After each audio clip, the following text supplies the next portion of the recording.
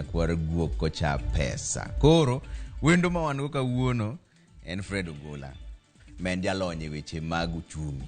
Erokamano ahinya kuom miwa seche. Erokamano tela. Ntiere paro moro mantiere sani mar chik mar omenda, nitie joma wacho ni ne mede osuru, dho ngere luonge ni finance bill. Yeah. Ineno nang'o e wach mar finance bill masani, nikech koro sani ikawo paro kuom jopiny nyaka tarik 20. Bunge wacho ni nyaka tarik 20 ugolo pacho kuom gima gikete gazet. Men paro mar choko omenda kata mar osuru. Ini neno nang'o? Mokwongo pachi kawo nadi. Nikech awinjo ka jomoko wacho kanyo ni Kenya Kwanza giwacho ni kata full stop ama koma ok ema ginyal golo kata gina apani sewinjo wacho moko kuomgi. Moko sewacho ni kata mana koma omok goli wachno. Koro gikawo ga pach jopiny kan gidwa timo gang'o no.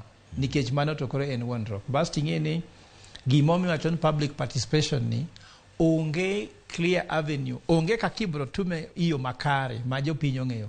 Koro jopiny sani to giwacho ni nyalo ndiko piny titero in iwuon ko kamano tiyore email ma be gisechiwo, ncha gichiwo oboke mar gazet manyoro kata an naneno. Koro to gima timore en ji adi Kenya kama nyalo ng'eyo kata meaning mag gik ma gindikogo.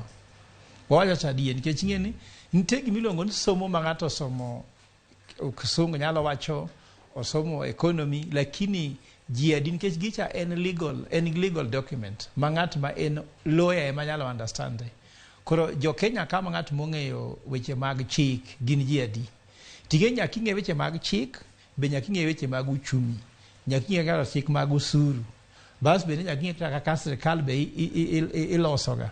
Ing'e ni mondo ing'e gigi duto te, mondo iwach gima nyalo duoko ka gir nyalo lose tek.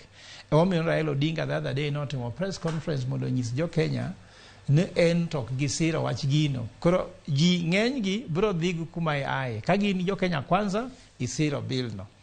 To kiwoki Azimio tibro wacho ni tamri bill no. To nitie gik moko mabe i bill no, nitie gik moko bende ma ok beyo i bill no. Wachaka negi achiel kuom gima wadhi ane achiel kachiel mondo wang'i ane